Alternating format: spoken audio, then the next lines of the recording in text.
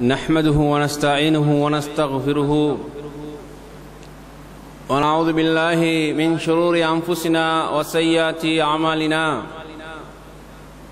من يهده الله فلا مضل له ومن يضلله فلا هادي له وأشهد أن لا إله إلا الله وحده لا شريك له وأشهد أن محمدا عبده ورسوله يا أيها الناس اتقوا ربكم الذي خلقكم من نفس واحدة وخلق منها زوجها وبث منهما رجالا كثيرا ونساء واتقوا الله الذي تساءلون به والأرحام إن الله كان عليكم رقيبا يا أيها الذين آمنوا اتقوا الله حق تقاته ولا تموتن إلا وأنتم مسلمون يا أيها الذين آمنوا اتقوا الله وقولوا قولا سديدا يصلح لكم أعمالكم ويغفر لكم ذنوبكم ومن يطع الله ورسوله فقد فاز فوزا عظيما أما بعد فإن أصدق الحديث كتاب الله وخير الهدي هدي محمد صلى الله عليه وسلم وشر الأمور محدثاتها وكل محدثة بدعة وكل بدعة ضلالة எல்லாம் வல்ல அல்லாஹ்வின் நல்லடியார்களே, அன்புக்குரிய சகோதரர்களே, அல்லாஹ்வுடைய கட்டளை ஏற்றவர்களாக ஜுமாவுடைய கடமையை நிறைவு செய்வதற்காக வேண்டி நாம் எல்லோரும் இந்த இடத்திலே ஒன்று குழுமி இருக்கிறோம். அன்பார்ந்த சகோதரர்களே, இந்த உலகத்திலே மனிதன் ஒரு குறிப்பிட்ட காலம் வாழுவதற்காக அல்லாஹு தஆலா வாழ்க்கையை அமைத்து தந்திருக்கிறான். இந்த வாழ்க்கையில் மனிதர்கள் தங்களுடைய வாழ்க்கையை செப்பனிடுவதற்காகவும் ஒழுக்கத்தோடும் பண்போடும் பண்பாடுகளோடும் நடைமுறையில் தங்களுடைய வாழ்க்கையை கொண்டு செல்வதற்காகவும் அழகான ஒரு வாழ்க்கை திட்டமாக இந்த இஸ்லாம் என்கின்ற புனித மார்க்கத்தையும் அல்லாஹ் எங்களுக்கு தந்திருக்கிறான். இந்த மார்க்கம் கடமையாக்கி இருக்கின்ற இபாதத்துகள், வணக்க வழிபாடுகள் அல்லாஹுக்கு செய்ய வேண்டிய ஒரு கடமையாக அது இருந்தாலும் அந்த கடமையோடு மனிதர்களுக்கு செய்ய வேண்டிய கடமைகளையும் அவர்களுக்கு புரிய வேண்டிய பணிகளையும் சேர்த்து இந்த இபாதத் ஆக்கப்பட்டு இருப்பதையும் நாம் பார்க்கிறோம். அல்லாஹுக்காக தொழுகைக்காக நாம் அணிவகுத்து நிற்கின்ற போது அல்லாஹு அக்பர் என்ற தக்பீரோடு நாம் நம்முடைய தொழுகையை ஆரம்பிக்கிறோம். இந்த தொழுகைக்காக வந்திருக்கின்றவர்கள் பள்ளிவாசல்லே பலதரப்பட்ட மக்கள் எங்களோடு சேர்ந்து தோளோடு தோள் நின்றவர்களாக தக்பீர் சொல்லி கட்டியவர்களாக அவர்கள் அணிவகுத்து நிற்கிறார்கள். நாம் அல்லாஹுக்காக வேண்டி அந்த இடத்திலே அணிவகுத்து நிற்கிறோம். ஆனால் எங்களுக்கு பக்கத்தில் இருக்கின்ற சகோதரர் யார், அவர் எப்படிப்பட்டவர், சமூகத்தில் அவருக்குரிய அந்தஸ்து என்ன, அவருடைய தொழில் என்ன, அவருடைய நிலைப்பாடு என்ன, அவர் ஏழையா பணக்காரனா, அவர் தொழில் புரிகின்ற எஜமானனா அல்லது முதலாளியா, ஒரு சாதாரண ஒரு சேவகனா என்ற எந்த அடிப்படை வேறுபாடுகளையும் பார்க்காமல் அல்லாஹு அக்பர் என்று தக்பீர் சொல்லும் போது தனக்கு முன்னாலும் பின்னாலும் இருப்பவர்கள் யார் என்று நாங்கள் கவனிக்காத வகையில் சகோதர வாஞ்சையோடு அல்லாஹுக்கு முன்னால் எங்களுடைய அடிமைத்துவத்தை காட்டியவர்களாக நாங்கள் தக்பீர் கட்டியவர்களாக நிற்கிறோம். இந்த வணக்கத்திலே சேர்க்கப்படக்கூடிய இந்த ஒன்று கூடல் இருக்கிறது. மனிதன் மனிதனோடு எப்படி வாழ வேண்டும் என்ற ஒரு சிறந்த பண்பாட்டை சொல்லித் தருகிறது. ஒரு மனிதன் அடுத்த மனிதனுடைய தேவைகளை அவன் எப்படி புரிந்து கொள்ள வேண்டும், அவனுடைய கஷ்டங்களை அவன் எப்படி அறிந்து கொள்ள வேண்டும், அவனுடைய சுகத்துக்கங்களை அவன் எப்படி விசாரித்துக் கொள்வதற்கான வாய்ப்பு இருக்கின்றது என்பன போன்ற ஒரு சிறந்த பாடமாகவும் ஒரு பயிற்சியாகவும் பள்ளிவாசலில் நடைபெறுகின்ற இந்த இபாதத் மூலமாக அல்லாஹு தஆலா இந்த நன்மையை எங்களுக்கு தந்திருக்கிறான். அன்புக்குரிய சகோதரர்களே, வாங்கோசை கேட்டதும் பள்ளிவாசலுக்கு வந்ததும் நாம் தக்பீரோடு தொழுகைக்கு நின்றதும் எங்களை அறியாமலே அல்லாஹ் தஆலா ஒரு சமூகத்துக்கு தேவையான ஒரு கட்டமைப்பை மிக உன்னதமான முறையில் அவன் அமைத்திருக்கிறதை பார்க்கின்ற போது எங்களுக்கு மிக ஆச்சரியமாக இருக்கிறது. ஒரே ஒரு வார்த்தைக்காக பள்ளிவாசலுக்குள் நுழைந்த நாம் எங்களுக்கு இடையில் இருக்கின்ற வேற்றுமைகளை கலைந்து நாம் ஒற்றுமையாக ஒருமுகப்படுத்தப்பட்டவர்களாக நிற்கின்ற ஒரு அணிவகுப்பு இருக்கிறது. இது எவ்வளவு பெரிய அற்புதமானது என்று நீங்கள் சிந்தித்து பாருங்கள். ஏன் இந்த அமைப்பை இஸ்லாம் எங்களுக்கு இபாதத்தினூடாக செய்து தந்திருக்கிறது? இஸ்லாத்தினுடைய ஒவ்வொரு வணக்கங்களை நாம் எடுத்து பார்த்தால் அதில் முதல் அம்சம் அல்லாஹுக்கு செய்ய வேண்டிய கடமை அங்கு வலியுறுத்தப்பட்டிருப்பது போல அந்த கடமைக்காக மக்கள் ஒருங்கிணைக்கப்படுகின்ற, உள்ளத்தால் நேசத்தால் அன்பால் ஒருங்கிணைக்கப்படுகின்ற மிக சிறந்த ஒரு வழிமுறையை அந்த இபாதத்திலே இஸ்லாம் ஆக்கி தந்திருக்கிறது. அன்புக்குரிய சகோதரர்களே, மறுமைக்காகவே நாம் புறப்படுகின்ற பயணத்தில் இருந்து கொண்டிருக்கிறோம். மறுமைதான் எங்களுடைய வாழ்க்கையுடைய நோக்காக இலட்சியமாக இருந்து கொண்டிருக்கிறது. ஒரு குறிப்பிட்ட காலம் இந்த பூமியிலே வாழுகின்ற போது அந்த மறுமையினுடைய உழைப்புக்காக நாம் எப்படி இந்த பூமியிலே பண்பட்டவர்களாக வாழ வேண்டும் என்பதற்கு அல்லாஹ்வே ஏற்படுத்தி தந்திருக்கின்ற இந்த இபாதத்துகளின் மூலமாக நாங்கள் சிந்தித்தோம் என்று சொன்னால் எங்களுடைய ஒவ்வொரு செயல்பாடுகளும், எங்களுடைய ஒவ்வொரு அசைவுகளும் அந்த அல்லாஹ்வுடைய திருப்தியை நோக்கமாக கொண்டு இந்த பூமியிலே நடைபெறும். மனிதர்களோடு அன்பை நாம் பரிமாறிக்கொள்வதற்கு, அவர்களோடு நேசத்தையும் பாசத்தையும் நாங்கள் பரிமாறிக்கொள்வதற்கு இபாதத்தை அல்லாஹ் மிக சிறந்த ஒரு வழிகாட்டியாக தந்திருக்கிறான். அன்புக்குரிய சகோதரர்களே, அல்லாஹு தஆலா ஒவ்வொரு மனிதனையும் ஒவ்வொரு வகையான நிலையிலே தான் இந்த பூமியில் அவன் உருவாக்கி வைத்திருக்கிறான். சிலருக்கு செல்வங்களை அவன் அள்ளி வழங்கியிருக்கிறான், சிலருக்கு செல்வங்களை அளவாக கொடுத்திருக்கிறான், சிலருக்கு அன்றாடம் உழைத்து வாழுகின்ற அமைப்புக்கு செல்வத்தை அமைத்திருக்கிறான். மனிதர்களிடத்திலே பலதரப்பட்ட நிலையில் உள்ள மக்களோடு வாழுகின்ற ஒரு அமைப்பை அல்லாஹ் ஏற்படுத்தி இருக்கிறான். இந்த வாழ்க்கையில் வசதி இல்லாத, வாய்ப்பில்லாத மக்களுடைய வாழ்வுக்காக உழைக்கின்ற ஒரு நல்ல முஸ்லிமாக வர வேண்டும், அதற்கான ஒத்துழைப்புகளை உங்களுக்குள் செய்து கொள்ள வேண்டும் என்ற ஒரு சிறந்த ஏற்பாட்டை அல்லாஹ் இபாதத்தினூடாக செய்து தந்திருக்கிறான்.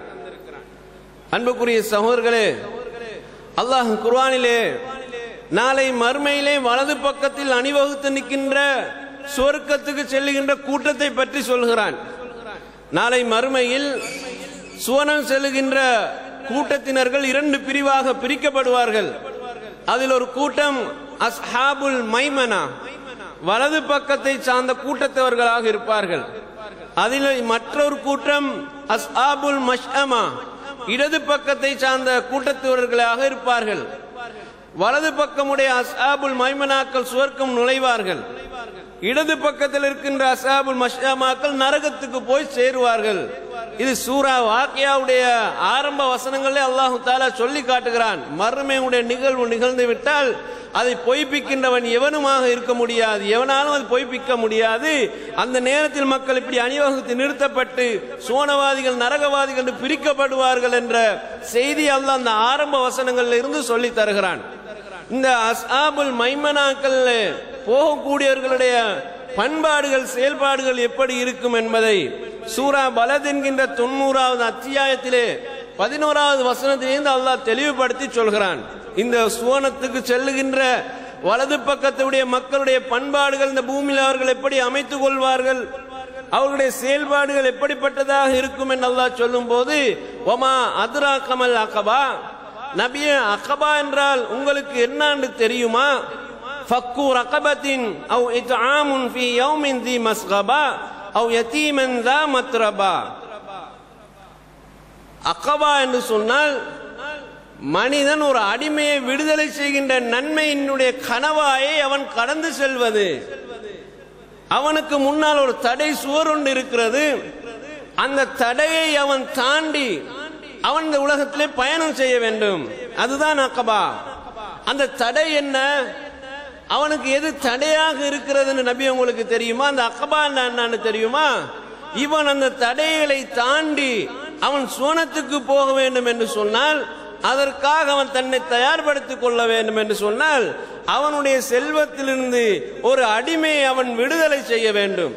ஒரு மனிதனை வாழ வைக்கின்ற சுதந்திரத்துக்காக அவன் தன்னுடைய பணத்தை, செல்வத்தை, பொருளாதாரத்தை அவன் செலவு செய்ய வேண்டும் என்று குர்ஆன் முதல் கட்டளையாக சொல்கிறது. அல்லாஹ் செல்வத்தை மனிதனுக்கு பலதரப்பட்டவர்களுக்கு பிரித்து கொடுத்திருக்கிறான். எனவே செல்வமுடையவர்கள் அடிமைகளாக இருக்கின்ற அந்த மக்களை சுதந்திரவான்களாக மாற்றி மூமினாக அவர்கள் இந்த பூமியிலே வாழ்வதற்காக தங்களுடைய பணத்தை அவர்கள் செலவு செய்து அந்த சுவனம் செல்வதற்கு தடையாக இருக்கின்ற அகபாவை கடக்க வேண்டும் என்று அல்லாஹ் சொல்கிறான். உங்களுக்கு அல்லாஹ் செல்வத்தை தந்திருப்பது சுவர்க்கத்தை நோக்கி பயணிப்பதற்காக, வழியை இந்த உலகத்தில் நீங்கள் அமைப்பதற்காகத்தான் தந்திருக்கிறான். சுகபோக வாழ்க்கையோடு அமைந்து நாம் வாழ்ந்து நம்முடைய குடும்பத்தை வாழ வைத்து வாரிசுகளுக்கு பல சொத்துக்களை மட்டும் விட்டு செல்வதற்காக வேண்டி மட்டும் அல்லாஹ் செல்வத்தை தரவில்லை. தான் வாழ வேண்டும், தன்னுடைய குடும்பம் வாழ வேண்டும், தன்னுடைய வாரிசுகளுக்கும் அவர் சொத்தை விட்டு செல்ல வேண்டும். ஆனால் முழு நோக்கமும் அதுவாக இருக்கக்கூடாது. முழு நோக்கமும் மனிதனுக்கு அதுவாக இருந்தால் அவன் ஒரு சுயநலவாதியாக மட்டுமல்லாமல் சுவனத்துக்கு போவதற்கு அவனே தனக்கு முன்னால் ஒரு தடை கல்லை நிறுத்தியவனாக ஆகின்ற ஒரு குற்றச்சாட்டுக்கு மனிதன் மாறுகிறான். எனவே அல்லாஹ் சொல்கிறான், ஃபக்கு ரக்கபத்தின், நீங்கள் அந்த தடைகளை தாண்டி போகின்ற முதல் வழி என்ன தெரியுமா? ஒரு அடிமையை நீங்கள் விடுதலை செய்வது என்று ரசூல் ஸல்லல்லாஹு அலைஹி வஸல்லம் சொன்னார். சஹாபாக்களுக்கு இடையிலே ரசூலுல்லாஹ் ஈமானை பற்றி, ஜிஹாதை பற்றி பேசிக் கொண்டிருக்கிறார்கள். சஹாபா கேட்டார்கள், மிக சிறந்த அமல் எது? ரசூலுல்லாஹ் முதல் ஈமான் என்று சொன்னார்கள், பிறகு ஜிஹாத் என்று சொன்னார்கள். பிறகு அந்த சஹாபி கேட்கல, அல்லாஹ்வுடைய தூதரை, ஒரு அடிமையை விடுதலை செய்வது என்று சொன்னால் எந்த அடிமை விடுதலை செய்தால் மிக சிறப்பானதாக இருக்கும் என்று கேட்டார். அப்ப ரசூல் ஸல்லல்லாஹு அலைஹி சொன்னார்கள், எந்த அடிமைக்கு கூடுதலான மவுஸ் இருக்கிறதோ, எந்த அடிமைக்கு கூடுதலான விலை நிர்ணயிக்கப்படுகிறதோ அந்த அடிமையை நீ விடுதலை செய்வதுதான் மிக சிறந்தது என்று சொன்னார்கள். அதாவது ஒரு அடிமைக்கு எப்போது விலை கூடுதலாக நிர்ணயிக்கப்படும் என்று சொன்னால் அவனிடத்தில் உடல் தேக ஆரோக்கியம் இருக்கும். அடிமை என்று சொல்லுகின்ற போது சாதாரணமான ஒரு நிலையில் அவன் இருக்கின்றவன் அல்ல. அவன் 24 மணித்தியாலம் உழைக்கின்ற ஒரு உழைப்பாளியாகத்தான் அன்றைக்கு அடிமைகள் இருந்தார்கள்.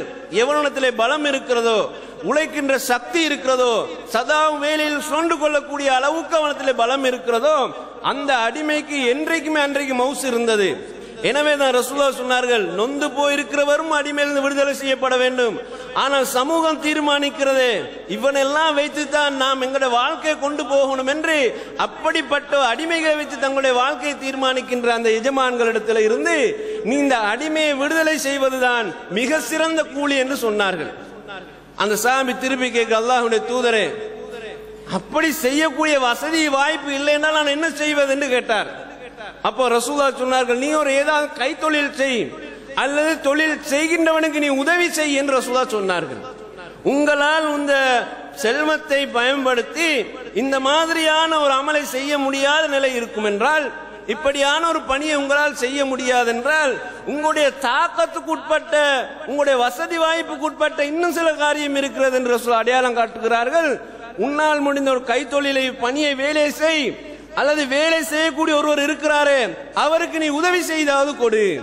உன்னால் அது முடியல என்றால் செய்யக்கூடிய ஒருவர் இருக்கிறார், அவருக்காவது உதவியை செய்து நீ வழியை காட்டு என்று ரசூலுல்லாஹ் சொன்னார்கள். அப்போ திருப்பி அந்த சஹாபி கேட்கிற, அல்லாஹ்வுடைய தூதரே, இதற்கும் வாய்ப்பு இல்லைன்னா நான் என்ன செய்வது என்று கேட்டனே. ரசூலுல்லாஹ் சொன்னார்கள், நீ தீமையை செய்வதை விட்டு உன்னை தடுத்துக்கொள் என்று சொன்னார்கள்.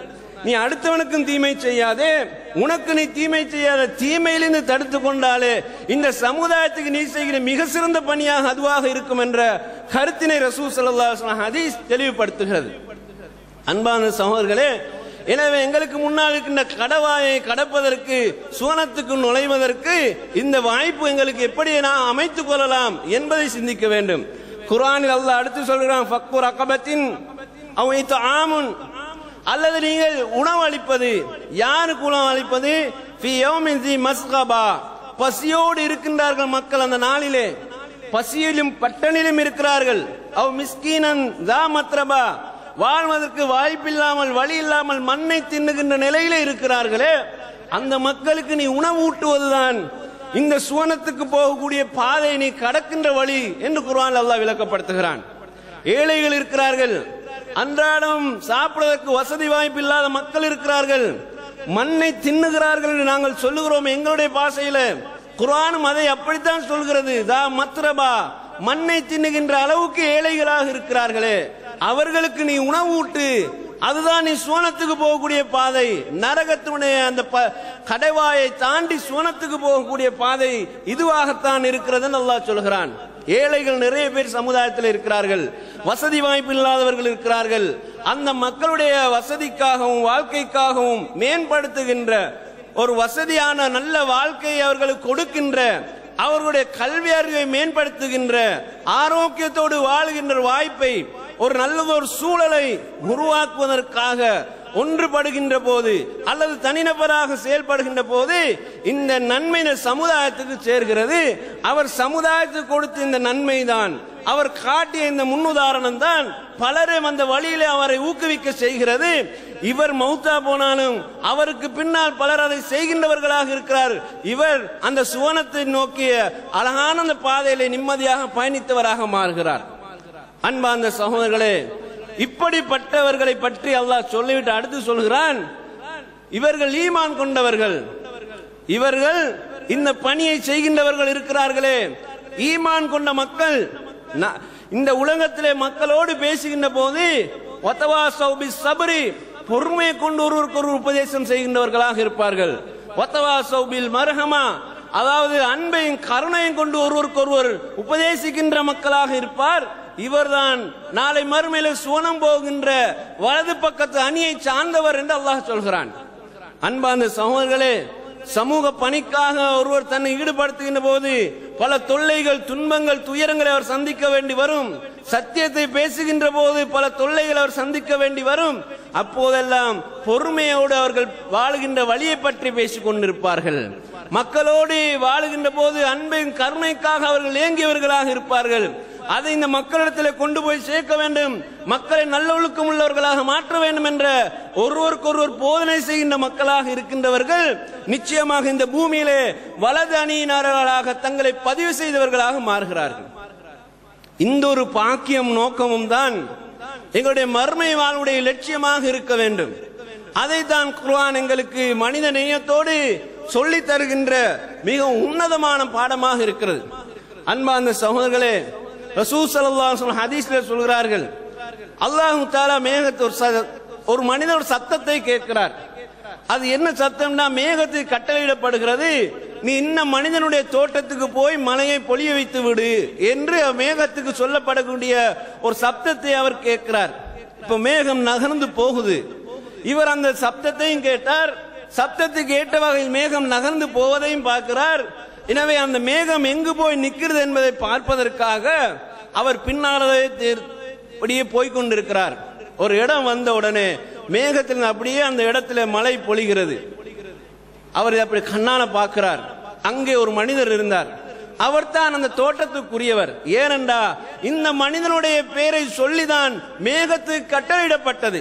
எனவே அவர் அந்த மனிதனை அணுகினார், விஷயத்தை புரிந்து கொள்கிறார், கேட்கிறார், என்ன காரணம் உங்களுக்கு இந்த விசேஷமான செய்தி சொல்லப்பட்டது என்று கேட்ட நேரம் அவர் சொல்கிறார், நான் விசேஷமாக எதுவுமே செய்வதில்லை, நான் இந்த விவசாயத்தின் மூலமாக என்னுடைய விவசாயத்தை அறுவடைக்கு பிறகு நான் மூன்றாக பிரிக்கிறேன், 3 பகுதியாக பிரிக்கிறேன்.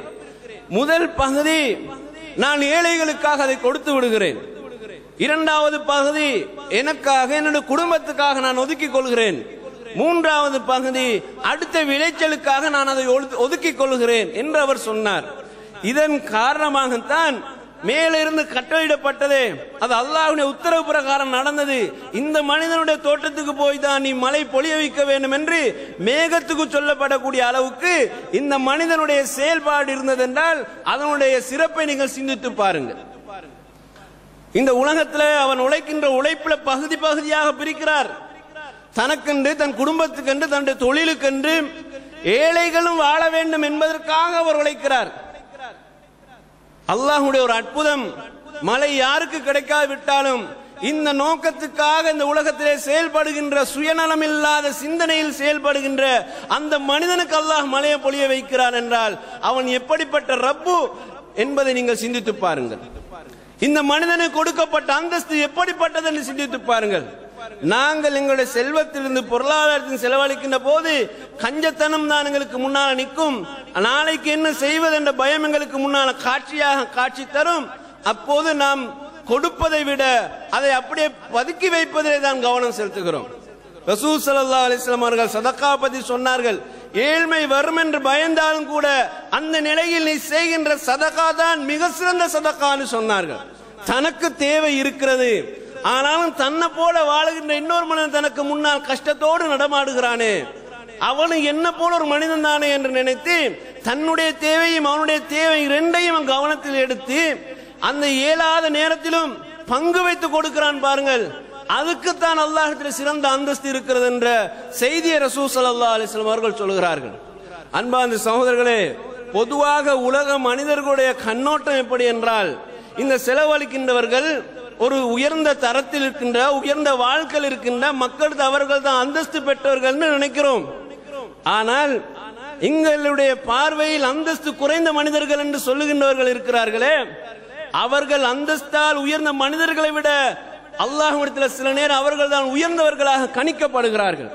பணக்காரர்கள் செய்கின்றவர்கள் எங்களால் செய்ய முடியுமா நினைக்கிறோமே, அந்த பணக்காரர்களை விட செல்வந்தர்களை விட எங்களுடைய வாழ்க்கை தரத்திலிருந்து நாம் செய்கின்ற செலவு இருக்கிறது, எங்களுடைய வாழ்க்கை தரத்திலிருந்து நாம் சமூகத்துக்கு செய்கின்ற பணி இருக்கிறது, அது எங்களை விட உயர்நிலையிலிருந்து செய்கின்றவரை விட தாழ்ந்த நிலையில் நாம் இருக்கிறோமே, இது சில நேரம் அல்லாஹ் உயர்ந்ததாக கணிக்கப்படும். எனவே நான் ரசூலுல்லாஹ்வுடைய பொதுவான ஹதீஸ்களை பார்க்கிறோம். முஹாஜிரீன்கள் கூட முதலில் சுவனத்துக்கு செல்கின்றவர்கள் ஏழைகளாகத்தான் இருப்பார்கள் என்று ரசூலுல்லாஹ் சொன்னார்கள். இதை நீங்க நன்றாக கவனத்தை எடுத்து சிந்திக்க வேண்டும். அன்புக்குரிய சகோதரர்களே, மனிதர்களுடைய பார்வையில் சிலர் அற்பமானவர்களாக இருக்கிறார்கள், ஆனால் அவர்களால் என்ன செய்ய முடியும் என்று இழிவான ஒரு குணம் பொதுவாக மக்களிடத்தில் இருக்கத்தான் செய்கிறது. ஆனால் அல்லாஹ்விடத்தில் அவருக்குரிய அந்தஸ்து யாராலும் சொல்ல முடியாது. ரசூல் ஸல்லல்லாஹு அலைஹி வஸல்லம் சொன்னார்கள், ருப்ப அஷ்ராஸ் வ மத்ஃபூஉம் பில் அப்வாப் லவ் அக்ஸம அலல்லாஹி லஅப்ரஹு. சில மனிதர்களை, ஒரு மனிதனை பற்றி ரசூலுல்லாஹ் சொன்னார்கள். அவரை பார்த்தால் பரட்ட தலையுடையவராக இருப்பார், ஒரு அலங்கோலமான ஏழையுடைய தோற்றம். அவர் வந்தால் அவருக்கு கதவுகள் திறக்கப்பட மாட்டாது, மூடப்படும், அவரை கவனத்தில் எடுக்க மாட்டார்கள். அப்படிப்பட்ட அந்த மனிதரை பற்றி ரசூலுல்லாஹ் சொல்கிறார்கள். அவருடைய தோட்டத்தை பார்க்கின்ற போது ஒரு சாதாரண மனிதனுடைய தோட்டம். இவரெல்லாம் வச்சு பேசி கதை செய்தால் செய்யலாமா என்று அவருக்காக கதவெல்லாம் மூடப்படுகிறது. எந்த முக்கியத்துவம் அதாவது கொடுக்கப்படுவதில்லை அவருக்கு, மக்களிடத்தில் எந்த முக்கியத்துவம் அவருக்கு இல்லை. ஆனால் ரசூலுல்லாஹ் சொன்ன முக்கியத்துவம் என்ன தெரியுமா? இந்த மனிதர் அல்லாஹ் மீது சத்தியமிட்டு ஒன்றை சொன்னால் அதை அல்லாஹ் நிறைவேற்றி வைக்கிறான் என்று ரசூல் ஸல்லல்லாஹு அலைஹி வஸல்லம் சொன்னார்கள். எங்களுடைய பார்வையில் அற்பமான தோற்றத்திலும் நிலையிலும் அவர் இருக்கிறார். அவருடைய வாழ்க்கை நிலை அற்பமானது. நாங்கள் இங்க செல்வ நிலையில வைத்து அவரை பார்க்கும் போது அவர் மிக தாழ்ந்த ஒரு அற்பமான நிலையில் இருக்கிறார். ஆனால் அவர் அல்லாஹ்வுக்கு பயந்து ஒழுங்கான ஒரு வாழ்க்கையை வாழுகிறார். அவருக்காக பலருக்கு முக்கியத்துவம் கொடுக்காவிட்டாலும் அல்லாஹ் முக்கியத்துவம் கொடுக்கிறான். இந்த சாதாரண மனிதர் அல்லாஹ் மீது சத்தியமிட்டு ஒன்றை செய்வதாக சொன்னால் அதை அல்லாஹ்வே பொறுப்பேற்று நிறைவேற்றி வைக்கிறார் என்று ரசூல் ஸல்லல்லாஹு அலைஹி வஸல்லம் சொன்னார்கள். அலா உக்பிருக்கும் பிஅஹ்லின் ஜன்னah, சுவனவாதிகளை பற்றி நான் உங்களுக்கு சொல்லட்டுமா என்று ரசூல் ஸல்லல்லாஹு அலைஹி வஸல்லம் கேட்டார்கள். அப்போது சஹாபாக்கள், சொல்லுங்கள் அல்லாஹ்வுடைய தூதரே என்று கேட்டேன். ரசூலுல்லாஹ் சொன்னார்கள், ஒவ்வொரு பலகீனமான தாழ்மையாக மனிதர்களிடத்தில் நடக்கின்ற தாழ்ந்த நிலையில் அகம்பாவங்கள் இல்லாமல் ஆணவம் இல்லாமல் மக்களிடத்திலே நடக்கின்ற சுபாவமுடைய மக்கள் இருக்கிறார்களே, இவர்கள் சுவனவாதிகள் என்று ரசூல் ஸல்லல்லாஹு அலைஹி வஸல்லம் சொன்னார்கள். பிறகு கேட்டார்கள், நரகவாதிகளை பற்றியும் சொல்லட்டுமா என்று கேட்ட நேரம் சஹாபாக்கள், சொல்லுங்கள் அல்லாஹ்வுடைய தூதரே என்று சொன்னார்கள். பெருமை அடிக்கின்ற ஆணவமுடைய அனைவருமே நரகவாதிகள் என்று ரசூலுல்லாஹ் சொன்னார்கள். அன்பார்ந்த சகோதரர்களே, அல்லாஹ் பணத்தை வைத்தும் தோற்றத்தை வைத்தும் மனிதனுக்கு எந்த கூலியும் கொடுப்பதில்லை. ஒவ்வொருவருடைய நிலையம் அல்லாஹ் வித்தியாசமாக அமைத்தாலும் அவனுடைய எண்ணங்களுக்கும் செயல்பாடுகளுக்கும் ஏற்பதான் அல்லாஹ் கூலி கொடுக்கிறான்.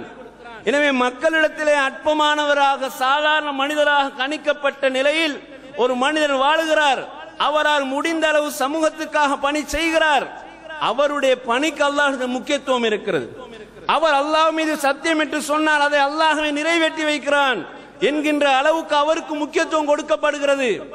எனவே மக்களிடத்திலே ஆணவம், அகம்பாவம், பெருமை என்ற இந்த நிலைப்பாடு இல்லாமல், இந்த தீய குணங்கள் இல்லாமல் தாழ்மையாக மனிதர்களோடு பேசுகின்ற, நளினமாக மனிதர்களோடு நடக்கின்ற, மக்களை முகத்தை பார்த்து சிரித்த சுபாவத்தோடு பேசி நடக்கின்ற ஒரு சிறந்த மூமினாக ஒரு மனிதன் பரிணமித்தால் அவன் நிச்சயமாக அல்லாஹ்விட உயர்ந்த அந்தஸ்துடைய மனிதனாக மாறுகிறான்.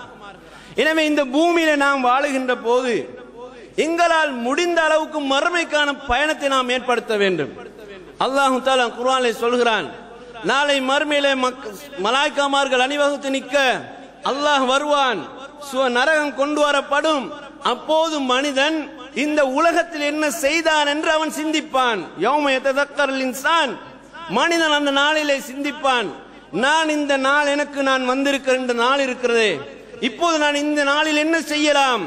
இந்த நாளுக்கு முன்னால், இந்த வாழ்வுக்கு முன்னால் எனக்கு இன்னொரு வாழ்வு உலகத்தில் தரப்பட்டது, அந்த வாழ்வில் நான் என்ன செய்தேன்? ஆனால் அவன் அந்த நாளில் இன்று சிந்திக்கிறான், அவனுக்கு எதுவுமே பிரயோசனம் தராது. அப்போது அவன் சொல்கிறான், யா லைத்தனி கத்தம்து லி ஹயாத்தி, இந்த வாழ்வுக்காக, இந்த மறுமையுடைய வாழ்வுக்காக நான் எதையுமே முற்படுத்தாதவனாக வந்து நிற்கிறேனே என்று அவன் அந்த இடத்திலே கை செய்தப்படுவான், கதறுவான். ஆனால் அவனால் ஒன்றுமே செய்ய முடியாது. இன்றைக்கு அவன் தன் வாழ்ந்த உலகத்தினுடைய வாழ்ந்த வாழ்க்கைக்கான கூலியை பெற்றவனாக போய் சேரக்கூடிய நிலையிலே கை செய்தப்பட்டவனாக நுழைவான் என்ற செய்தியை குர்ஆன் முன்வைக்கிறது. அன்பான சகோதரர்களே, பலருக்கு சில நேரம் உபதேசங்கள் செய்தாலும் படாது. ஆனா எங்கேயாவது போய் பட்டு விட்டு வந்துட்டார் என்று சொன்னா, இதை செய்யாதே, இதை செய்தால் உனக்கு இந்த விபரீதம் வரும் என்று ஒருவருக்கு நாம் உபதேசித்தால் அவர் அதை கவனம் எடுக்க மாட்டார். அதை செய்கின்ற நிலையில தன்னுடைய கால நேரங்களை ஓட்டி கொண்டிருப்பார். கடைசியில போய் ஒரு இடத்துல மாட்டிக்கொள்வார். மாட்டின பிறகுதான் அவர் யோசிப்பார், பல பேர் எனக்கு இதை சொன்னாங்க, பல பேர் செய்யக்கூடாது என்றெல்லாம் எனக்கு வலியுறுத்தினாங்க, நான் கேட்கல, இப்ப எனக்கு இந்த இடத்துல இந்த கலந்து கொள்ள முடியாமல் நான் தவிக்கிறேன் என்று உலகத்தில் தவிக்கின்ற பலரை பார்த்திருக்கிறோம். ஆனா மறுமையில் இந்த தவிப்பு இருக்கிறது, அது இப்படிப்பட்ட தவிப்பாக கூட இருக்காது, இதைவிட பயங்கரமானதாக இருக்கும். அதனால தான் அல்லாஹ் சொல்கிறான், உங்களால் முடிந்த அளவுக்கு மனிதர்களுக்கான பணியிலே நீங்கள் ஈடுபடுங்கள் என்று அல்லாஹ் தஆலா சொல்கிறான். அதுதான் உங்களை சூனத்துக்கும் பால் கொண்டு போவதும், நரகத்தினுடைய உங்களுக்கு தடையாக இருக்கிற அந்த பாதையை கடந்து நீங்கள் பயணிப்பதற்கும் வழி அதுதான் என்று அல்லாஹ்வே குர்ஆனில் விளக்கப்படுத்துகிறான். அன்பார்ந்த சகோதரர்களே, இந்த பூமியிலே பலரும் பலதரப்பட்ட பணிகளை செய்கிறார்கள். ஆனால் நாங்கள் செய்கிற பணி இருக்கிறதே, அது உலக மக்களுடைய நன்மதிப்பை பெறுவதற்கோ நன்றியை பெறுவதற்கோ அல்ல. இந்த உலகத்தில் நாம் வாழுகின்ற போது பலர் எங்களை தூற்றுவார்கள், போற்றுவார்கள். ஆனால் நாம் அல்லாஹ்வுக்காக செய்கின்ற இந்த பணி இருக்கிறதே, அது மறுமையில் எங்களை புகழுக்குரிய இடத்துல கொண்டு போய் சேர்க்கின்ற பணி. இபாதத்தை இஸ்லாம் வலியுறுத்துவதன் ஊடாக, நீங்கள் 5 நேர தொழுகைக்கு பள்ளி வாசலுக்கு வருவதன் ஊடாக, இஸ்லாம் சொன்ன கடமைகளை இபாதத்துகள் நீங்கள் பேணுவதன் ஊடாக அந்த உயர்ந்த அந்தஸ்தை உங்களால் பெற முடியும் என்பதை இஸ்லாம் மிக தெளிவாக உத்தரவாதப்படுத்தி தந்திருக்கிறது. எனவே அன்புக்குரிய சகோதரர்களே, நாம் இந்த பணிக்காக எங்களால் இந்த அளவு நாம் தயார்பட்ட நிலையில் வாழ்கிறோம். சமுதாயத்தில் இருக்கின்ற ஏழைகள் மக்களுடைய, படிப்பறிவு இல்லாத மக்களுடைய விஷயத்தில் பொதுவாக யாருமே கவனம் எடுப்பதில்லாததினால தான் படிக்கின்ற இளைஞர் மட்டத்தில் இருக்கின்ற சில வாலிபர்கள் வழி தவறி போகிறார்கள். அவர்களுடைய வழி தவறி போன அந்த செயல்பாடுதான் ஒரு குடும்பத்துக்கு மிகப்பெரிய தலையடியாக இருக்கிறது, அந்த சமுதாயத்துக்கு மிகப்பெரிய அவமானமாக இருக்கிறது, நாட்டுக்கே மிக பெரிய பின்னடைவாக இருக்கிறது. வளர்கின்ற பருவத்திலையும் வளர்ந்து வருகின்ற கால பகுதியிலும் அந்த மக்களுக்கான அடிப்படை தேவைகளோடு வாழ்வை பண்படுத்துகின்ற ஒரு பணியை செய்யாது விட்டால் பிறகு அவர்கள் வளர்ந்த பிறகு ஒன்ற சமூக விரோதிகளாக, பாதாள உலகத்தின் தலைவர்களாக, இந்த நாட்டிலே அக்கிரமத்தையும் அநியாயத்தையும் முன்னின்று வழிநடாத்துகின்றவர்களாக அவர்கள் மாறுகிறார்கள். எனவேதான் இஸ்லாம் தேவையுடையவர்களுக்காக, ஏழைகளுக்காக நீங்கள் உதவி செய்யுங்கள் என்று ஊக்குவிக்கிறது. அது கல்வி அறிவோடு தொடர்பான சேவையாகவும் இருக்கும், ஒரு மனிதனை நல்ல ஒழுக்க பண்புள்ளவனாக மாற்றுகின்ற பணியாகவும் அது இருக்கும். அப்படிப்பட்ட ஒரு சேவையை நாம் சமுதாயத்தில் இடம் கண்டு இயங்குகின்ற போதுதான் அந்த சமுதாயம் ஒளியூட்டுகின்ற சமூகமாக அது மாறும். அந்த சமுதாயத்தின் ஒளியை தேடி பல சமூகத்தவர்களும் அவர்கள் சூழ வந்து அப்படியே ஆக்கிரமிக்கின்ற, நன்மை தேடுகின்ற மக்களாக மாறுவார்கள். அதனால தான் இஸ்லாம் பொதுவாக இந்த இபாதத்துகளோடு பொது பணிகளில் செய்ய வேண்டிய பணியை பற்றி சொல்கிறது. சாதாரணமாக ஒரு மனித பாதையில நடக்கிறார், அவர் ஒரு முள்ளு கம்பி எடுத்து தூக்கி ஓரமாக்கி போட்டு விட்டு போகிறார். ஒரு முஸ்லிம் பாதையில பயணிக்கிறார், பயணிக்கின்ற பாதையில் பார்க்கிறார் ஒரு முட்கம்பியோ அல்லது மக்களுக்கு தொல்லை தரக்கூடிய பொருளோ கண்டு தூக்கி ஓரமாக்கி போட்டு விட்டு போகிறார். ரசூல் ஸல்லல்லாஹு அலைஹி வஸல்லம் சொன்னார்கள், ஒரு மனிதன் இப்படி முட்கிளைகளை உடைய ஒன்றை கண்டு தூக்கி ஓரமாக்கி விட்டு போனார், அவர் சுவர்க்கத்திலே நடமாடுவதை நான் பார்த்தேன் ரசூல் ஸல்லல்லாஹு அலைஹி வஸல்லம் சொன்னார். ராய்து ரஜுலன் யதகல்லபு ஃபில் ஜன்னah, சுவனத்திலே நடமாடுகின்ற மனிதனை கண்டேன். அவர் ஏன் சுவனத்திலே நடமாடுகின்ற இந்த சிறப்பான அந்தஸ்தை பெற்றார் என்றால், மக்கள் பயணிக்கின்ற பாதையில் தொல்லை தரக்கூடிய ஒன்றை எடுத்து அவர் தூக்கி அகட்டி விட்டு போனதுதான் காரணம் என்று ரசூலுல்லாஹ் சொன்னார்கள். உலகத்தில் இது சமூக பணி என்று, வீதி அமைப்பு என்று அல்லது வேறு ஏதோ பேர்ல சொல்லுகிறார்கள். ஆனால் நாங்கள் செய்தது எதுக்கு தெரியுமா? நான் ஒரு முஸ்லிம், நான் எனக்கு எந்த தொல்லை வராமல் நான் வாழ்வது போல, என் ஆரோக்கியத்துக்கு எந்த கெடுதலும் வராமல் நான் வாழ முயற்சி செய்வது போல, நான் என்னை எப்படி நல்ல முறையில் பக்குவப்படுத்தி வாழ வேண்டும் நினைக்கிறேனோ அது போல இன்னொரு மனிதன் வாழ வேண்டும் என்ற அந்த பொதுநல சிந்தனையோடு அவர் பயணிக்கின்ற போது அது தூக்கி எறிந்து விட்டு போனாரே, அப்புறப்படுத்தி விட்டு போனாரே, அதுக்குத்தான் அந்த கூலி கிடைக்கிறது. இதுதான் ஒரு முஸ்லிமுடைய சுவன வாழ்க்கை நோக்கிய லட்சியத்தின் ஒன்றாக இருக்கிற அன்புக்குரிய சகோதரர்களே. எனவே இந்த பணியை, இந்த பாதையை நாம் புரிந்து கொள்ள வேண்டும். உலகத்திலே ஒரு தனி மனிதனுக்காக, ஒரு குழுவுக்காக, ஒரு சமூகத்துக்காக பொது பணிகள் செய்வது, நீதி நிலைநாட்ட முற்படுவது, ஏழைகளுக்கும் விதவைகளுடைய வாழ்க்கையின் பிரச்சனையை கண்டு நிவர்த்தி செய்வதற்கு பெயர் பொது பணி, பொது சேவை என்று பொதுவான ஒரு சாராம்சம் சொல்லுகிறார்கள். இதுதான் டெபினிஷன் ஆஃப் சோசியல் ஒர்க். ஆனால் இஸ்லாம் இதை இபாதத்தாக உங்களுக்கு சொல்லி இருக்கிறது. சமூகம் அது வேறுபடுத்திய ஒரு டிவிஷனாக, ஒரு டிபார்ட்மெண்டாக ஆக்கியதை இஸ்லாம் உங்களுக்கு இபாதத்தோடு தொடர்படுத்தியதாக ஆக்கி தந்திருக்கிறது. நீங்கள் தொழுகைக்காக எப்படி நின்று நேரத்தை ஒதுக்குகிறீர்களோ, அது ஒரு இபாதத்தாக எப்படி கணிக்கப்படுகிறதோ, அது போல மக்களுடைய தேவைக்காக நீங்கள் உங்கள் நேரத்தை ஒதுக்கின்ற ஒவ்வொரு நிமிடமும் நீங்கள் இபாதத்தில் ஈடுபட்ட ஒரு முஸ்லிமாகத்தான் அல்லாஹ் அது பதிவு செய்யப்படுகிறது.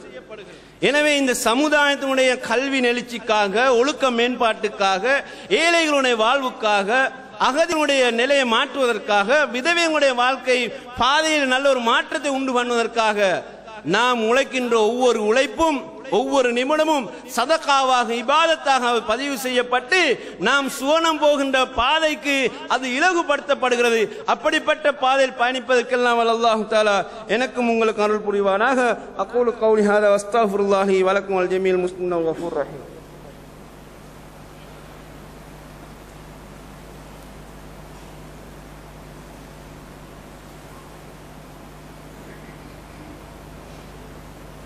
அல்ஹம்துலில்லாஹ் வஸ்ஸலாத்து வஸ்ஸலாமு அலா ரசூலில்லாஹ் அஹ்மது பின் அப்துல்லாஹ் மாபாத். அன்பார்ந்த சகோதரர்களே, உலகத்திலே மனிதன் அல்லாஹ்வுக்கு கூறிய கடமைகளையும் இபாதத்துகளையும் செய்வது போல மனிதர்களுக்கு தேவையான பணிகளையும் அவன் செய்தவனாக இந்த உலகத்தை விட்டு அவன் ஓய்வெடுக்கிறான். அவன் மறுமைக்காக போய்கொண்டிருக்கிறான். இவனுடைய மௌத்துக்காக பலர் உலகத்திலே துக்கப்படுவார்கள். இப்படியான ஒரு நல்ல மனிதன் எங்களிடத்திலே வாழ்ந்து மரணித்து போனாரே, இவருடைய சேவை எங்களுக்கு இப்போது தடைப்பட்ட மாதிரி இருக்கிறது என்று அந்த ஜனாசாவை சூழ அல்லது அந்த மையத்தை மரண செய்தி கேள்விப்பட்டவுடனே பல உள்ளங்கள் கண்ணீர் விடுகிறது. அவர்களுக்காக நீங்கள் போற்றுகிறீர்கள், புகழ்கிறீர்கள். ரசூலுல்லாஹ் சொன்னார்கள், அவர் சுவர்க்கவாதி என்று சொன்னார். ஏன்? இது உமர் ரலியல்லாஹு அன்ஹு ஹதீஸை அறிவிக்கிறார்கள். ஒரு ஜனாசா போய்கொண்டிருக்கிறது. மக்கள் அந்த ஜனாசாவை பற்றி நல்ல விதமாக சொன்னார்கள். அப்போது சொன்னார்கள் வஜபத் என்றார்கள். பிறகு இன்னொரு ஜனாசா சுமந்து போய்கொண்டிருக்கும் போது மக்கள் அந்த ஜனாசா பற்றி நல்லதுக்கு மாற்றமாக பேசினார்கள். அப்போதும் சொன்னார்கள் வஜபத் என்றார்கள். மக்கள் கேட்டார்கள், யா அமீரல் முஃமினீன், நீங்கள் ஏன் இப்படி சொன்னீர்கள் என்று கேட்ட நேரம் சொன்னார்கள், நீங்கள் அஸ்னைத்தும் அலைஹி கைரா, முதலாவது ஜனாசா போன நேரம் அவர் நல்ல ஒரு மனிதர் என்று அவருடைய நல்ல விஷயங்களை நீங்கள் புகழ்ந்து நல்ல மாதிரி நீங்களே சொன்னீர்கள். எனவே அவருக்கு சுவனம் கடுமையாக்கப்பட்டு இருக்கிறது. இரண்டாவது ஜனாசா போன நேரம் அவரை நல்லதுக்கு பதிலாக வேறு விதமாக நீங்கள் சொன்னீர்கள். அஸ்னைத்தும் அலைஹி ஷர்ரா, அவருடைய தீமைகளை பற்றி தான் நீங்கள் பேசினீர்கள். எனவே அவருக்கு நரகம் கடமையாகி விட்டது. இதை அல்லாஹ்வுடைய தூதர் ஸல்லல்லாஹு அலைஹி வஸல்லம் அவர்கள் தான் சொன்னார்கள் என்று சொல்லி உமர் ரலியல்லாஹு அன்ஹு அவர்கள் சொன்னார்கள். அன்பான சகோதரர்களே, பூமியிலே இதை சொல்லிவிட்டார்கள், சொன்னார்கள் அன்தும் ஷுஹதாஉல்லாஹி ஃபில் அர்த், இந்த பூமியிலே நீங்களே அல்லாஹ்வுடைய ஷாஹிதுகளாக இருந்து கொண்டிருக்கிறீர்கள். ஒரு மனிதனுடைய வாழ்வுக்கு நீங்கள் கொடுக்கின்ற சாட்சி இருக்கிறதே, அது அல்லாஹ்விடத்தில் ஏற்கப்படுகிறது. நீங்கள் கொடுக்கின்ற சாட்சி அல்லாஹ்விடத்தில் ஏற்கப்படுகிறது. ஏன்? அவர் உங்களோடு 24 மணித்தியாலம் வாழ்கிறார், சமூகத்தோடு வாழ்கிறார். சமூகம் இவருக்கு நன்மை செய்ததா, இவர் சமூகத்துக்கு என்ன செய்தார் சமூகம் சாட்சி சொல்கிறது. இந்த சாட்சி அல்லாஹ்விடத்தில் ஏற்றுக்கொள்ளப்பட்டு அவருக்கான சொர்க்கம் நரகத்தை பூமியிலே மக்கள் அவர்களை கொண்டு அல்லாஹ் பேச செய்கிறான். எனவே ரசூலுல்லாஹ் சொல்கிறார் இன்னொரு ஹதீஸ்லே, ஒரு மூமின் மரணித்தால் அவர் இந்த உலகத்திலிருந்து ஓய்வு பெற்று போகிறார். மின் நஸபித் துன்யா யஸ்தரி மின் நஸபித் துன்யா, இந்த உலகத்திலிருந்து அவர் ஓய்வு பெற்றவராக போகிறார். எங்கு போகிறார்? இவ்வளவு காலம் அவருடைய உயிர் கைப்பற்றப்படுகிற காலம் எல்லாம் அவர் நல்ல மாதிரி வாழ்ந்தார். அவர் அல்லாஹ்வுக்கு செய்ய வேண்டிய கடமைகள் ஒழுங்காக செய்தார். அவருடைய அகீதாவில் எந்த குளறுபடியும் இல்லை. அவருடைய சுன்னாவை நடைமுறைப்படுத்தி எந்த பிதாத்துகளும் இல்லை. அவர் மக்களோடு வாழ்வதில் எந்த குழப்பமும் இல்லை. அவர் சமூகத்துக்காக அல்லாஹ்வுடைய கட்டளை ஏற்றுவராக வாழ்ந்தார். அவருடைய உழைப்பு உலக காலம் நடந்திருக்கிறது. இப்போதுதான் அவர் ஓய்வடைந்திருக்கிறார். ஓய்வடைந்து அதாக இலா ரஹ்மத்தில்லாஹ், அல்லாஹ்வுடைய ரஹ்மத்தின் பால் தான் அவர் போய்கொண்டிருக்கிறார் என்று ரசூல் ஸல்லல்லாஹு அலைஹி சொன்னார். அவருடைய எங்களுடைய பார்வையில் நாங்கள் கொண்டு போய் கபூரில் வைக்க போகிறோம் சகோதரர்களே. ஆனால் ரசூல் ஸல்லல்லாஹு அலைஹி சொல்கிறார், அவர் தூக்கி கொண்டு போய் மக்கள் வைக்கிறார்களே, அவர் உண்மையிலே இந்த உலகத்திலிருந்து பயணித்து அல்லாஹ்வுடைய ரஹ்மத்தின் பால் போய் கொண்டிருக்கிறார் என்று ரசூல் ஸல்லல்லாஹு அலைஹி வஸல்லம் சொன்னார். இன்னொரு மனிதனை பற்றி சொன்னார்கள், அவன் கெட்ட மனிதன். அவனிலிருந்து யஸ்தரிஹு மின்ஹுல் இபாத் வல் பிலாத் வஸ்ஸஜர் வத்தவாப், அந்த மனிதன் மரணிக்கிறான். அவன் மரணித்த பிறகுதான் இந்த உலகத்தில் மக்கள் நிம்மதி அடைகிறார்கள். அவன் மரணித்த பிறகுதான் நாடு நிம்மதி அடைகிறது. அவன் மரணித்ததற்கு பின்னால் தான் பரவப்பட்டைகள் இந்த மரங்கள் எல்லாம் நிம்மதி பெறுகிறது. இவன் ஒரு கெட்ட மனிதன் என்று ரசூல் ஸல்லல்லாஹு அலைஹி சொன்னார்கள். இவன் அல்லாஹ்வுடைய அதாபை நோக்கி போய் கொண்டிருக்கிறான் என்று ஸல்லல்லாஹு அலைஹி வஸல்லம் சொன்னார். இரண்டு பேருடைய நிலவரங்களை ரசூல் எவ்வளவு தெளிவுபடுத்துகிறான் பாருங்கள். நான் சில மனிதர்கள் மௌத்தா போன முசீபத்து பிடிச்ச போய் சேர்ந்துட்டான் அப்படின்னு பல மக்கள் திட்டுவதை நாம் பார்த்திருக்கிறோம். இவனால் இப்போதான் இந்த குடும்பத்துக்கு நிம்மதி, இவனால் இப்போதான் தோட்டத்துக்கு நிம்மதி, இவனால் இப்போதான் இந்த கிராமத்துக்கு பகுதிக்கு நிம்மதி என்று பலர் சொல்லுகிறார்களே, அவர்களுடைய சாட்சி அல்லாஹ் ஏற்றுக்கொள்கிறான். அவருடைய அந்த சாட்சி பிரகாரம் மறுமையில் அதற்குரிய கூலியை அடைய போகிறார். அன்புக்குரிய சகோதரர்களே, நாம் மரணித்தால் மக்கள் எங்களை பற்றி எப்படி பேச வேண்டும் என்று தீர்மானிக்கின்ற பொறுப்பு எங்களில் ஒவ்வொருவருக்கும் இருக்கிறது. ஒரு ஜனாசாவை தூக்கி கொண்டு போகும்போது மக்கள் என்னை நல்ல விதமாக பேசுவார்களா, எனக்காக அல்லாஹ்வுடைய துஆ செய்வார்களா, இவர்கள் இந்த பூமியிலே சாட்சிகளாக எனக்கு சுவனத்தை தருவார்களா? இப்போது நான் கண்ணை மூடிவிட்டால் பலரும் என்னுடைய ஜனாசாவுக்கு சூழ்ந்திருந்து என்ன மாதிரி பேசுவார்கள்? அதை தான் நாம் சிந்திக்க வேண்டும். என்னுடைய ஜனாசாவை தூக்கி கொண்டு போகும்போது மக்கள் என்ன சொல்லுவார்கள்? அல்லாஹ்விடத்தில் இவர்களுடைய சாட்சி தானே ஏற்றுக்கொள்ளப்பட போகிறது. எனவே நான் இந்த நிமிடம் கண்ணை மூடினால் மக்கள் ஜனாசாவை சுமந்து கொண்டு நல்லது பேசுவார்களா, எனக்கு அதற்கு மாற்றமாக பேசுவார்களா என்ற சிந்தனையை நாம் ஒவ்வொருவரும் ஒவ்வொரு நாளும் கவனத்தில் எடுத்து சிந்திக்க கடமைப்பட்டிருக்கும் சகோதரர்களே. நான் வாழ்கின்ற வாழ்க்கை இன்னொருவனுக்கு பாதிப்பில்லாத வகையில் அமைக்கப்பட வேண்டும். என் வாழ்வினால், என்னுடைய பேச்சினால், என்னுடைய சைகையினால், என்னுடைய அசைவினால் எந்த மனிதனுக்கும் தீங்கு தராது போல எந்த மரத்துக்குமோ பறவை பட்சிகளுக்கும் அநியாயம் இழைப்பது நான் ஓய்வு பெற்றவனாக இருக்க வேண்டும். அப்போதுதான் அவன் ரஹ்மத்தை நோக்கி போகிறான் என்று ரசூலுல்லாஹ் சொன்ன அந்த ரஹ்மத்துக்குரிய மனிதனாக நான் மாற வேண்டும். என்னுடைய ஜனாசாவை சூழ எல்லோரும் நல்ல ஒரு மனிதன் போய்விட்டார். அல்லாஹ் தஆலா இவருடைய வருகை நல்லதாக ஏற்றுக்கொள்ளட்டும், கபருடைய வேதனை பாதுகாக்கட்டும், இவரை அல்லாஹ் சுவனத்திலே நல்லோர்களோடு சேர்த்துக் கொள்ளட்டும் என்று துஆ செய்கின்ற பல மக்கள் இந்த பூமியை நாங்கள் உருவாக்க வேண்டும். அதுதான் எங்களுக்கு தேவை.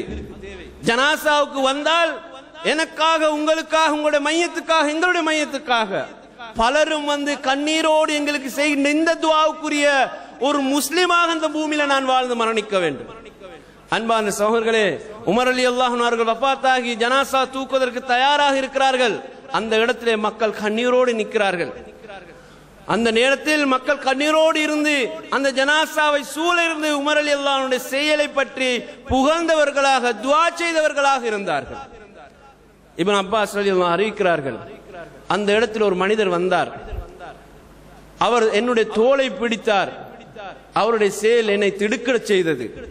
நான் திரும்பி பார்த்தேன், அங்கு அலி ரலியல்லாஹு அன்ஹு அவர்கள் இருந்தார்கள். அவர்கள் சொன்னார்கள், ஃபத்ரஹம் அலா உமர், உமரே அல்லாஹ்வுடைய ரஹ்மத் உங்களுக்கு உண்டாகட்டும், உமரே அல்லாஹ்வுடைய ரஹ்மத் உங்களுக்கு உண்டாகட்டும்.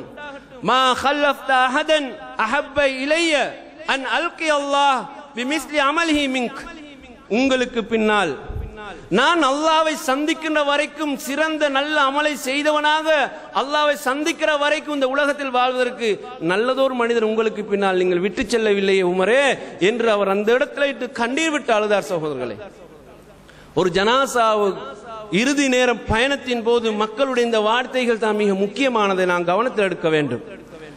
அலி ரலியல்லாஹு அன்ஹு சொன்னார்கள், உமர் ரலியல்லாஹு அன்ஹு வாழ்வு தூய்மையானதாக இருந்தது.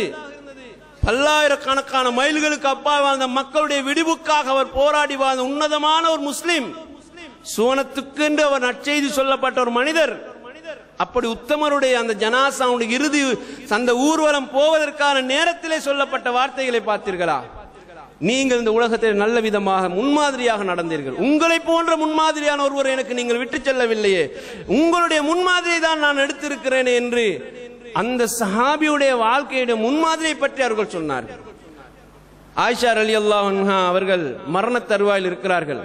அப்போது இப்னு அப்பாஸ் ரலியல்லாஹு உள்ள வர அனுமதி கேட்கிறார்கள். ஆயிஷா ரலியல்லாஹு சொன்னார்கள், இப்னு அப்பாஸுக்கு நீங்க அனுமதி கொடுக்காதீர்கள், அவருக்கு நீங்கள் அனுமதி கொடுத்தால் என்னிடத்தில் வந்து என்னை பற்றி அவர் புகழ்ந்து பேசுவார், அதை நான் விரும்பவில்லை என்று சொன்னார்கள். அப்போது அவருடைய சகோதரர்கள் பிள்ளைகள் எல்லாம் சொல்கிறார்கள், இல்லை தாயே, அவர் ரசூலுல்லாஹ்வுடைய சாச்சாவுடைய மகன், இந்த முஸ்லிம் உம்மத் மதிக்கின்ற மிக சிறந்த ஒரு மனிதர் என்று சொன்ன உடனே அப்படி என்றால் அவரை உள்ள வர அனுமதியுங்கள் என்றார்கள். ஆயிஷா ரலியல்லாஹு அன்ஹா அவர்கள் மரண தருவாயில் இருக்கின்ற போது சொன்னார்கள், நீங்கள் ரசூலுல்லாஹ்வுடைய மனைவி, அந்த நற்செய்தியை நீங்கள் பெற்றுக்கொள்ளுங்கள், அல்லாஹ்வுடைய தூதருடைய நேசத்துக்குரியவராக நீங்கள் வாழ்ந்தீர்கள், உங்கள் மீது கலங்கம் சுமத்தப்பட்ட நேரம் அல்லாஹ் 7 வானங்களுக்கு அப்பால் இருந்து வஹையை இறக்கி நீங்கள் தூய்மையான பெண், கலங்கமற்ற பெண் என்று அல்லாஹ் நிரூபித்தான். அது இன்றைக்கு வரைக்கும் உலகம் வரைக்கும் மக்கள் அதை ஓதி கொண்டிருப்பார்கள். அவ்வளவு சிறப்பு பெற்ற பெண் என்று அவர்கள் புகழ்ந்து ஆயிஷா வாழ்க்கையில் நடந்த அந்த விஷயங்களை சொல்லி புகழ்ந்து விட்டு அந்த இடத்தை விட்டு போன உடனே ஆயிஷா ரலியல்லாஹு அன்ஹா அவர்கள் தன்னுடைய சகோதரனை பார்த்து சொன்னார், நான் இதுக்குத்தான் வேண்டாம் என்று சொன்னேன், அவர் என்னை புகழ்ந்து விட்டு போகிறாரே என்று அந்த இடத்திலே நடந்த சம்பவத்தை ஆயிஷா ரலியல்லாஹு சொல்கிறார்கள். அன்பான சகோதரர்களே, மரண தருவாயில் நாம் இருக்கின்ற போது கூட எங்களை பார்க்க வருகின்ற 4 மனிதர்கள், நீங்கள் உலகத்தில் இப்படியெல்லாம் நடந்தீர்கள், உங்களுடைய இபாதத்தில் நல்லதாக இருந்தது, மக்களோடு நீங்கள் நல்ல விதமாக பேசினீர்கள், மக்களுக்காக உங்களுடைய உழைப்பு காலங்கள் நேரமாக அதிகமாக நீங்கள் ஒதுக்கினீர்கள், நீங்கள் கவலைப்பட வேண்டாம், துக்கப்பட வேண்டாம், நீங்கள் உன்னதமான ஒரு பயணத்துக்காக இப்போது இந்த இடத்தை விட்டு விடை பெற்று செல்ல போகிறீர்கள், அல்லாஹ்வுடைய ரஹ்மத்தின் பால் நீங்கள் போகிறீர்கள், கவலைப்பட வேண்டாம், அல்லாஹ் நிச்சயமாக உங்களுக்கு வாக்களித்த அந்த உன்னதமான இடத்தை தருவான் என்று சொல்லுகின்ற மக்களை நாம் உருவாக்க வேண்டும், நாம் வாழ வேண்டும். அப்போது சொல்லுகின்ற மக்கள் வருவார்கள். இது எனக்கு மட்டுமல்ல, இருக்கின்ற ஒவ்வொரு முஸ்லிமுக்கும் தேவையான பணி. அல்லாஹ் குர்ஆனில் சொல்கிறான், அந்த நல்ல மனிதர்கள் மரணிக்கின்ற நேரத்தில் மலாய்க்காமார்கள் சொல்வார்கள், அவர்கள் ஈமான் ஸ்திரமாக இருந்தவர்கள், இந்த பூமியில நல்லதை செய்தவர்கள், நஹ்னு அவுலியாக்கும் ஃபில் ஹயாத்தி துன்யா வல் ஆஹிரா, இந்த பூமியில நாங்கள் உங்களுக்கு உதவியாளர்களாக இருந்தோம். மலாய்க்காமார்கள் சொல்லுவார்கள், மரண தருவாய்க்கு அந்த மூமினை பார்த்து சொல்கிறார்கள், இந்த பூமியில நாங்கள் உங்களுக்கு உதவியாளர்களாக இருந்தோம், அல்லாஹ் தஹ்சனு, நீங்கள் கவலைப்பட வேண்டாம், அச்சப்பட வேண்டாம், மறுமையிலும் நாங்கள் தான் உங்களுக்கு உதவியாக இருக்க போகிறோம் என்று அந்த மரண தருவாயில் மலாய்க்கமார்கள் சொல்லுவார்கள் என்று சூரா ஃபுஸ்ஸிலத்தில் 30வது வசனம் அல்லாஹ் சொல்லி காட்டுகிறான். எனவே அன்பார்ந்த சகோதரர்களே, பொது நோக்கத்தோடு சுயநலம் இல்லாத உண்மையும் நேர்மையும் பேசுகின்ற, பணிவாக அகங்காரம் இல்லாமல் ஆணவம் இல்லாமல் நாம் பூமியிலே பயணிக்கின்ற, அல்லாஹ்விடத்திலே நாம் சத்தியம் செய்து கொண்டு சொன்னால் அதை அல்லாஹ்வை நிறைவேற்றுகின்ற ஒரு தாழ்மையான ஒரு மூமினாக வாழ்ந்து மரணிப்பதற்கு எல்லாம் வல்ல அல்லாஹ் தஆலா எனக்கும் உங்கள் அருள் புரிவானாக. அகூலு கௌலி ஹாதா வஸ்தக்ஃபிருல்லாஹ் லி வலக்கும் வல் ஜமீல் முஸ்லிமீன் இன்னஹு கஃபூருர் ரஹீம்.